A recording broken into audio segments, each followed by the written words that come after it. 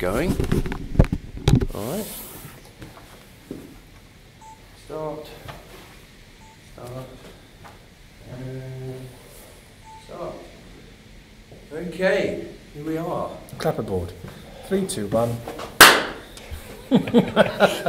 Welcome, William. Welcome, Tom. How are you today? Fine, thank you. Excellent. Looking forward to my first semi-professional interview session with someone of knowledge and expertise.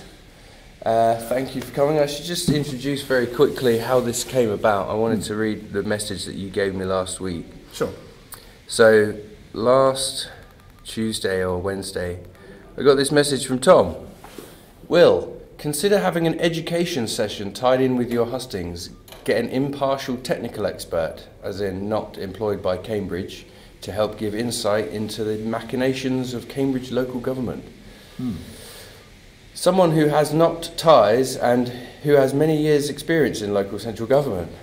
I thought, well, Tom, you volunteered yourself very well to that. Indeed, yes. It's like, so what do you have in mind? Do you want to have an interview? And he said yes. So, Well, I think it's certainly worth some discussion and some exploration. So, 25 years in local and central government, from my point of view, has opened me up to a wealth of stuff that's gone on, whether it's good, bad, or ugly. Yeah. So I thought, well, you know what? There's time to wash the boards and maybe blow a whistle or two on how things really go on at times. Not always, but it happens. Yeah. So should we just run through very, very quickly, what is your CV? What does it look like? Or what was your job description? What was your career spanning? Well, I first entered local government back in the 1990s, and that was working for the London Borough of Hackney. And that was quite a challenging borough. It had a lot of issues, socio-demographic issues as well as political agendas going on, and trouble with its leadership. And it was fragmented. And it was also at the point where poll tax was still being challenged, and the council tax was supposed to be replacing it. So for me, it was a full-on 7 years of torture, abuse from the public about why it was so bad. And obviously, because we were civic officers, we had to maintain impartiality and tell them as it was and what the laws were and what was required and what we could and couldn't do to help them. Right. When that burnt me out, and I was a principal officer at that time, responsible for customer front-facing services, so it covered Dorothy Hodgkins House, it covered essentially all housing issues, all taxation issues, and any other social needs. So literally every day, 12 officers and myself saw about 300 to 400 people. Wow. And you could be challenged with anything. And a number of times there were some moments which were quite alarming. People would come in who had some health issues, whether it be mental health or physical, and you'd have to do what you could to help them. Occasionally we were threatened, and we had to cope with that. But beyond that, I moved on to live in Australia for a while, which is my homeland. That's where I was born. And I ended up working in tandem with federal government. And that came about because I became interested in providing services to people who had financial difficulties. So we were talking about personal insolvency. And that took some taking to get registered as administrator, to be certified by the regulator and the authorities. And I set up a business there, ran that for about 9 years. And then I stepped back and provided my services as an insolvency manager to another company, which are much bigger than I was at that time in terms of service provision. And became a director of the Personal Insolvency Practitioner Association. And we reformed bankruptcy, so it helped people get out of debt a lot easier, or for a lot less.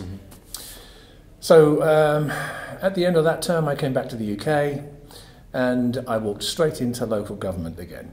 This time round, as a corporate complaints manager and client liaison support officer. So essentially my role was to help fix problems, sort out people's concerns, deal with complaints about delivery, service delivery, sometimes about staff behaviour.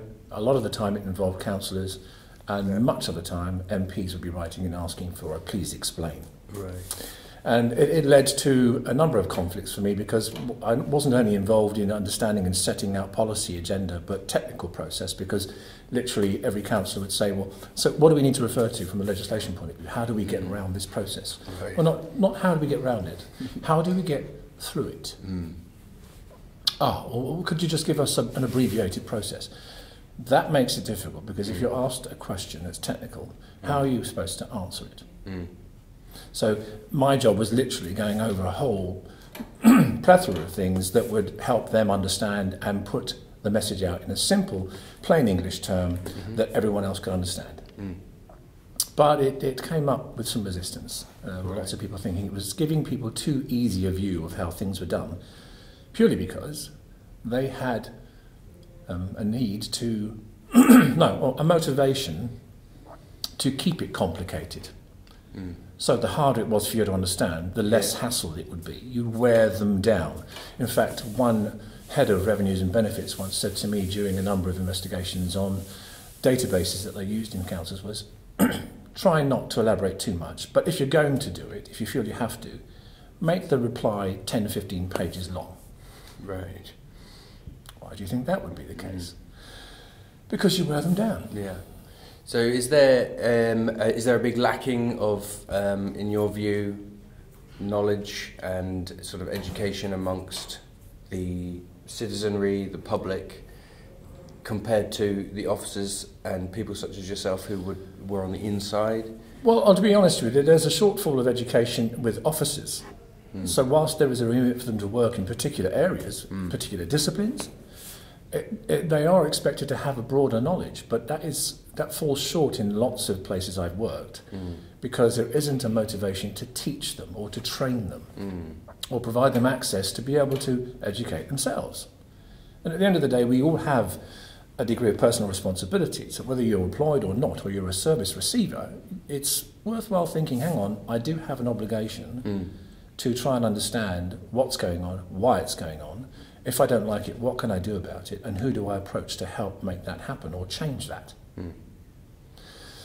It's not just about the people that work in those bodies, the bureaucracies, it's Joseph, it's the public, it's the voters, it's the citizens who are paying their local taxes to that local authority. And I don't think councillors truly have had the insight to think about how they get those messages across to the public in a more straightforward format that allows them to want to engage or to understand what's going on. Is it possible that sometimes there are motivations not to make it clear? Oh, definitely, yes, there are. Because what you don't want is something that's going to stymie a policy, procedure or proposal that's come up by a committee. Let's remember that it's councillors, those people you have elected, that sit in these committees and make decisions which are based on technical officers' guidance and advice on projects or the delivery of legislation, whether it be Local Government Act, Local Government Finance Act, or even the Localism Act, which defines, 2011, defines all those principles that people who work in local authority and who represent people who are elected by those people in local authorities to be behaving and delivering and providing the basic fundamental services. The acts are there for a reason. My argument in the past, all argument, but persuasions occasionally in meetings with councillors and MPs is we must be seen to be and delivering on what the legislation asks. And there was this old scenario that I had an argument with someone in business once and trying to cut corners. I said, you're asking for trouble here. What you really need to do is look at what the law says, look at the guidelines, the regulations, the statutory instruments, and work out your policy procedure in accordance with what those documents are telling you. If you do that, no one can ever point the finger at you and say, what the hell are you up to? You'll get a squeaky clean report every time. So what's more beneficial? You being caught and facing the consequences and potential fines, or even criminal offences, or doing the job properly from the beginning and getting it right. And if you do get it wrong, apologise and fix it. So is there a lot of that going on in your experience? People not doing it by the rules and maybe hoping to get away with it? Or maybe they get away with it 9 out of 10 times. I would be very... It would be disingenuous for me to say that it isn't. It does happen, but not in the magnitude that people may think or feel it is. Yeah. What I have observed, certainly, is in my time here in Cambridge in the last 8 years, is that there has been a deterioration of transparency, trust, degrees of scrutiny, overlapping of committees that decide on similar projects or same projects, where those members on that committee think there is an abstract or something they're not happy with the decisions that are going to be made because it affects their own wards or their communities, and want something different. So yes, I think there is some of that cloak and dagger stuff goes on, and inevitably this is what politics is about. It's trying to manipulate and maneuver and find yourself in a position that delivers on what your dream ideal or your blue skies idea is going to be, and how you're going to get that to happen, and who you can gather together to support that. But from a local government officer point of view, you must be impartial, you must stay above all that, and you must give advice and guidance based on what the law says you can or can't do. Well, so are you referring to the Localism Act at the moment? Well, it could be any of those. I just thought we could maybe between us try to sort of assess what happened last year with the congestion charge thing between us, as a try to intellectualise, if we can, like, looking back what actually happened there, because this was a huge scheme which had been brought forward late 2022.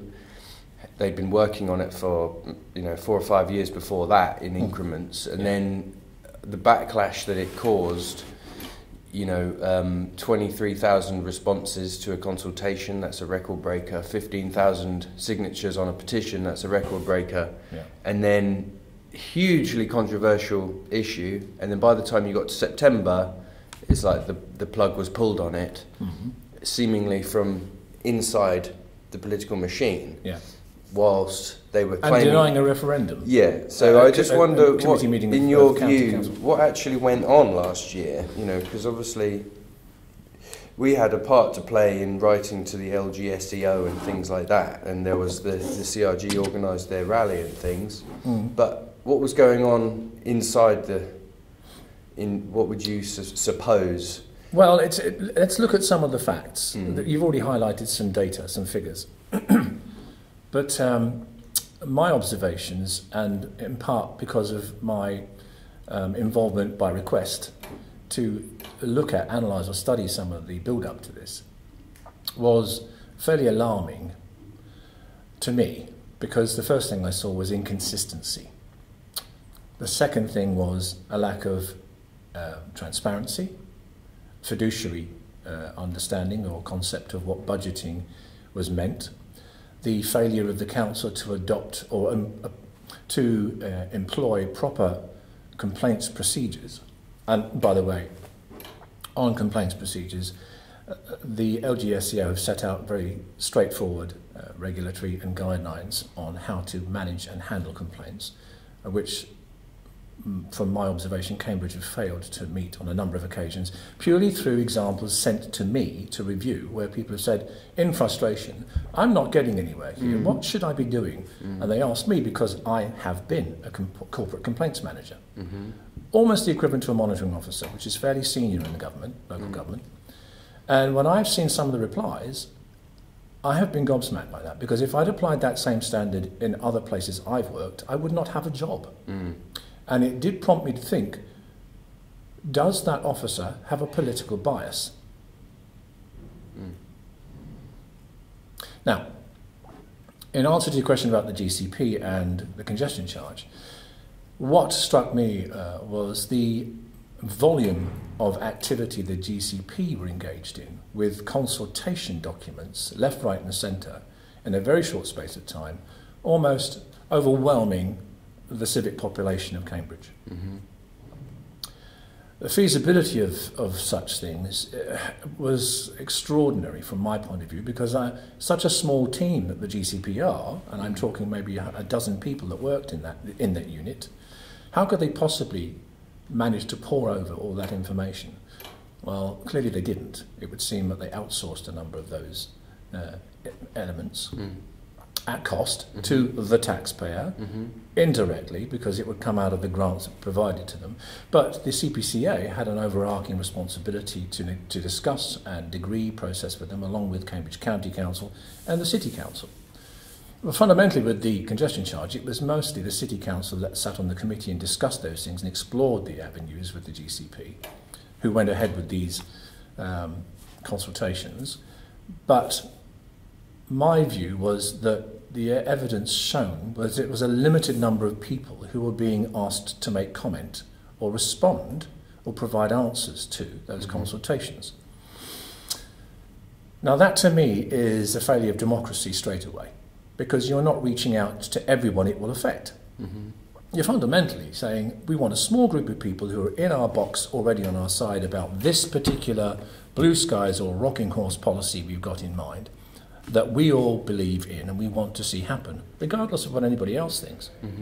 So let's get these groups, these minority groups, to have the most say in the way they feel comfortable, invite them to a citizens' assembly or otherwise, and use that data then to force on everybody else.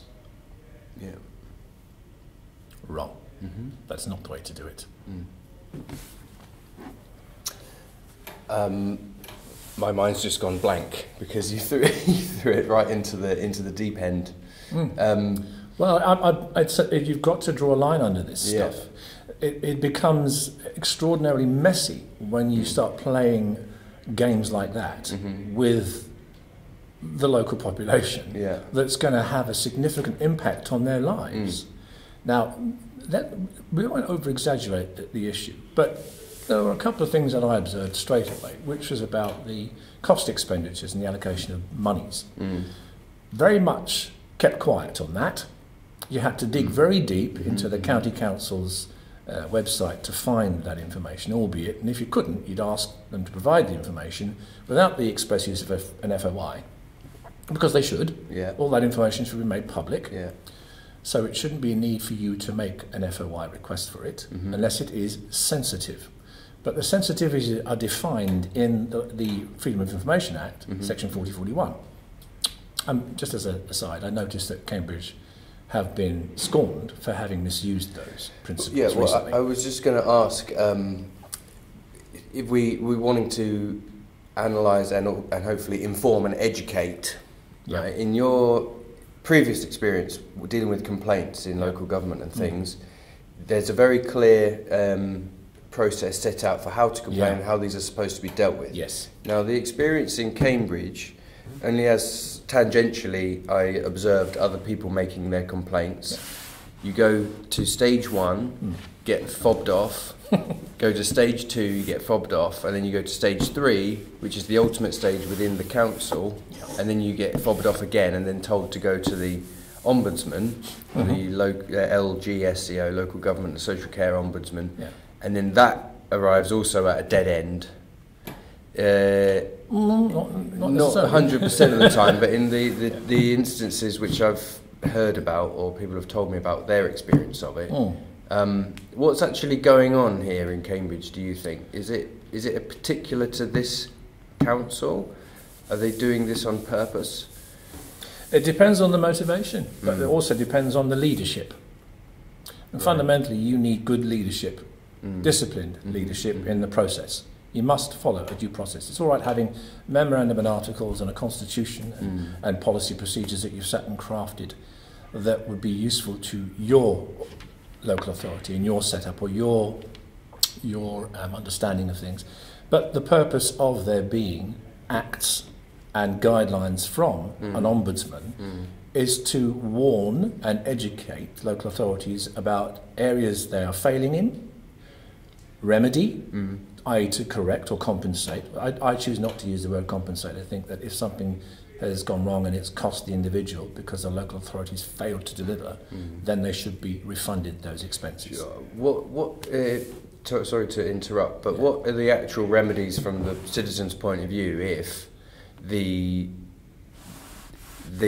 council or the authority has clearly broken the rules, well, and then the complaints procedure that you're given to work within leads you down a rabbit hole. A rabbit hole that goes nowhere, and then the excuses you get don't match up with the reality of what they did 6 months previous. What are you actually supposed to do? So, well, you see, a lot of that's to do with what we started off with discussing is the education and skill and understanding of local officers to look at what that complaint is saying and interpret it, and then provide the answers based on those systems, those management policies, but what the Act is saying.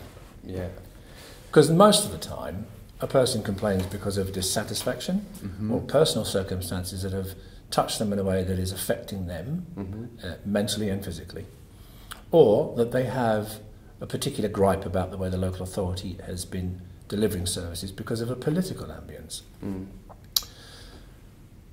In the places I've worked, there is a complaint structure that covers stage 1 and 2, and there used to be 3, because what the LGSEO didn't want was to be swamped with people complaining about the fact they weren't getting satisfaction from a local authority in terms of a complaint they had about service delivery, whatever it would be, whether it be adult social care or education or homelessness or housing or council tax or business rates or emptying the bins, you know. And when I sat and looked at the first structure of complaint policies for a particular local authority I worked for in South London, which was at the time a Conservative-run council, they were all over this like a rash. They didn't want to be seen to be doing anything wrong.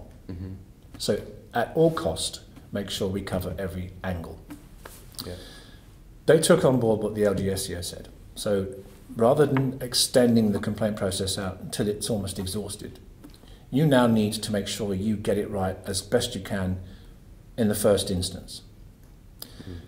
If it has to go to a second complaint, it's because there is more complexity and difficulty in finding a remedy or resolution, possibly because of system process or a legislative ambience.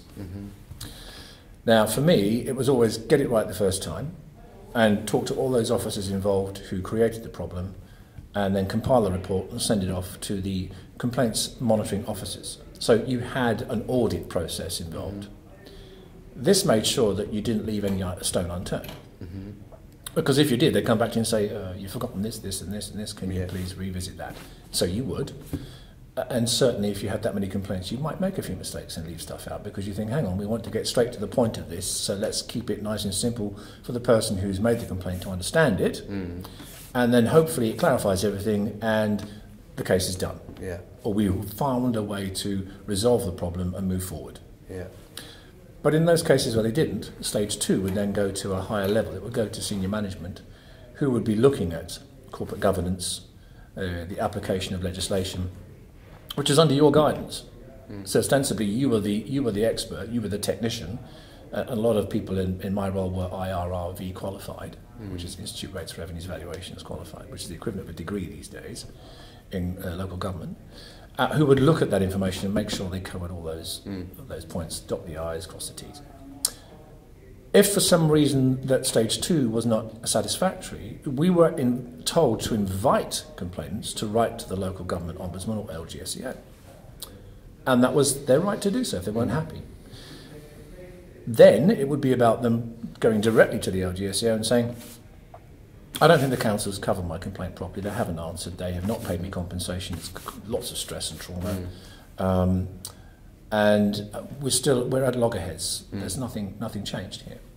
And the LGSEO is an independent body, must look at both sides of the story. So then it would take an inordinate amount of time. And by the way, cost.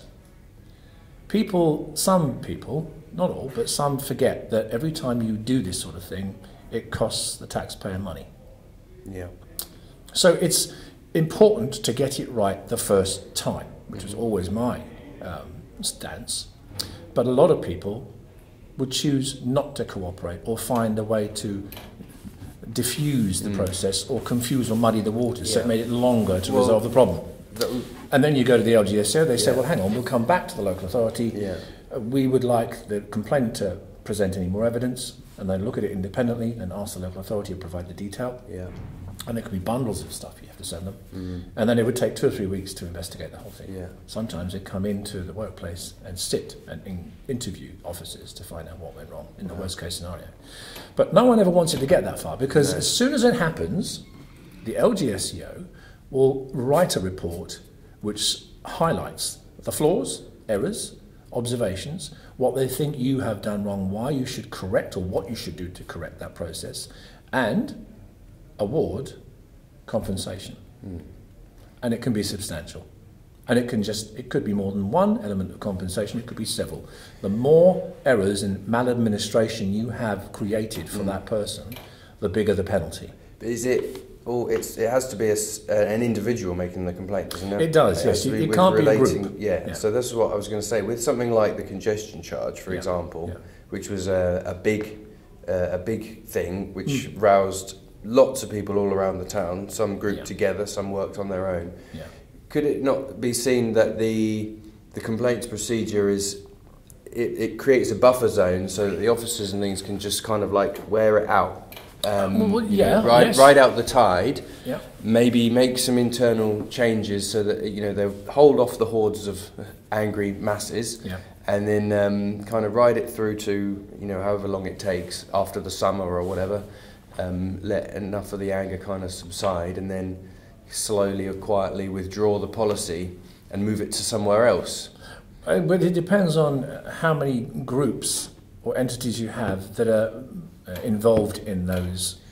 Well, because I know that there was one. This isn't the group complaint that was made by the CRG, but one gentleman. Yeah. I won't name him. He probably wouldn't mind me naming him, but I know that he's gone through the whole complaints procedure, and it's taken him months and months and months, and in the end he's just gone, nah, I'm done with it. I'm not going to bother going to the LGSEO. Because he feels it would be another dead end. Right. And so the complaints procedure actually has created the feeling that you can't really get remedy. And you refer to laws and legislation and things like that. Don't we have mechanisms in place to actually stop that behaviour? Yes, you do. The thing is, the local authorities expect that anyone who has a complaint about service delivery, of whatever remit that is, to lodge the complaint initially, and then it's reviewed by a service manager and then a service director, who then invites you to go to the LGSEO. So with Cambridge, it would be the chief executive officer who would normally receive the final complaint, and then he would review. He'd ask all those senior officers involved in the previous complaints to feed back to him. In my experience, the chief executive officer would be very focused and stringent about the process, and would want to know all elements. I have seen a Cambridge resident's complaint, and I've seen the chief executive's reply, and found it very, very short shrift and not forthcoming with the information it should have been. And refers a lot to the previous senior officer's response, and therefore reliant and trusting that that's accurate and correct and covers all the points that were raised. It didn't. You can see that. And it's arrogant to assume that people should be looking at a URL link to click back at previous information and documents and data that is supposed to support the rejection of the complaint, when you think that time has moved on and those links refer back to information and reports that were created years ago. So how can it be accurate? How can it be right? How can it be justified to say your complaint doesn't stand? The other option, each individual could lodge a complaint about the same thing in person, saying this is how it's affected me. So it's like a template complaint, and you just keep on repeating the same thing from different people, rather than it being a group. But with the CRG and the congestion charge, there was a timeline where it was understood by the GCP and the City Council and County Council that there was a seed moment where things would take a turn for the worst for them politically. And that's when they held off and delayed having their committee meetings in review of the outcome of the reports on whether the congestion charge should continue. And everyone saw that in the press. Everyone saw there was something fishy here that's being pushed out. they keep changing the date, or they would schedule a new date for review. And then eventually, of course, as you know, it just got stymied, scuppered, because they knew it wouldn't work. Yeah. But they also knew, and I'd made this observation fairly clear to people, that there were alternatives for them, and they would go ahead and explore them if they hadn't already. Even though they said, and I can't remember which councillor it was that said there is no plan B. Oh no, yes I do. I do remember who it was. Leaving names out, I think it would be fairly obvious to people who that was. How arrogant, obnoxious to suggest that a local authority would not have a plan B, and just to say it to deflect or disarm people. Wrong. Also, what was the actual reason why it was dropped? Because it didn't seem, I was there on the day when the meeting took place in September, it didn't seem like the GCP were happy about dropping it. It didn't seem like it was they decided to do it, but they were under pressure to drop it. The machinations, when you lodge a complaint to the LGSEO, their first point of administration is to communicate with the complainer and complainee. So they would have written to the council and said, what's this all about? Please explain. And the council would have sat and had a meeting to discuss this. It would have been an executive meeting that would have discussed it, because the content of that complaint was damning. I would say that they had a view that it would be better to tell the LGSEO that we have recognised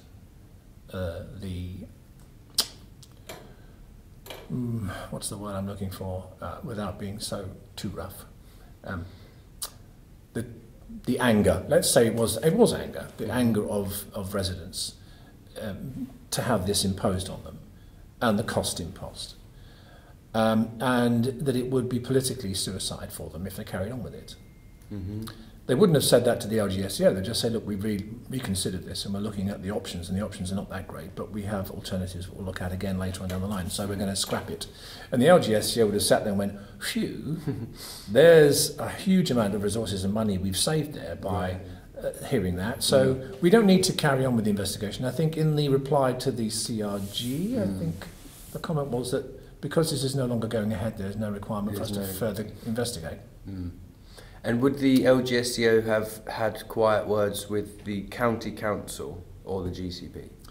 Everything is done in camera, so it's private and confidential. Nothing is shared, so we won't necessarily know. But because I have been a complaints manager officer, and I've had to deal with the LGSEO, and I've had to observe those strict guidelines about disclosure during the investigation, I know that there would have been discussions and conversations had, because that's what we do. It's done to help us understand, well, do we really need to go this far? Do we need to do more, or do we need to do less? Or just let them get on with it and see what happens. So now the big question then, this is the just as an offer, the other alternative was the National Audit Office. Okay, because they got involved once before. Yes, that's true. I do believe they did. In 2017. And I think that they looked to deflect and say you need to make your complaint to the local authority, and then you go through the LGSEO process. So again, it's a kind of bureaucracy gone a bit crazy, saying, well, hang on, whilst you've provided us with sufficient evidence to show that there might be maladministration or fiduciary concerns, financial practice concerns about allocation of funding and who's spending it, where it's going and all that, go through the LGSEO first and see what happens. Then come to us if the LGSEO come up with a decision on what should be done. Also, quickly, I've got two questions now in my mind. The National Audit Office, obviously they're about the finances and the public finances, spending and the making sure it's not being squandered or embezzled or God forbid actually outright misappropriated. Even if something doesn't end up going ahead, like the congestion charge, they've dropped it, and now they say because it's not happening we don't need to investigate. There could have been 5 years worth of squandering going on. And so how would we get the National Audit Office to look at that? Well, the NAO have the powers to investigate and require submission of all financial documents. So, I mean, that's the purpose of forensic audit. and ostensibly, I mean, complaints officers can engage in what I call minor forensic audit when it looks at people's council tax accounts, for example. If there's an anomaly there or missing payments, they can do that sort of thing. But the National Audit Office has a much bigger remit to dig deep. But let's not forget that every year local authorities must submit their financial year-end accounts, and they must be certified. Sure. Now, Well, County Council, you've just gone on to one of the questions I was going to raise, so go 2 ahead. years in a row, have not had their accounts certified, as far as I'm aware, at this point in time, because the last I saw this was several months ago. But they've also appointed new external auditors who are unable to, as far as I know again, be able to ratify those accounts because they still have an outstanding problem from funds that are not accounted for in the previous year. And is it... That is very strange. Well, have you read any of the work of Andrew Rowson? Not familiar with him. So he's got a blog. I don't know exactly who or what he is. He's some kind of investigator, or Right. I don't know. But all of his stuff is quite in depth, like detailed investigations of the council. And one of them is where's the money gone? Ah, right. And he wrote a piece about the city deal money, which had been allocated through that whole tranche funding thing, not reconciling at the end of the year, Right. and potentially some of that money going into other areas where it wasn't supposed to, and then at the end of it, basically that article got deleted from the internet. Yeah. And then I just wanted to ask you if you hadn't read any of that. No. Well, I'm sure that link's in here, but I wanted to raise it for this anyway. But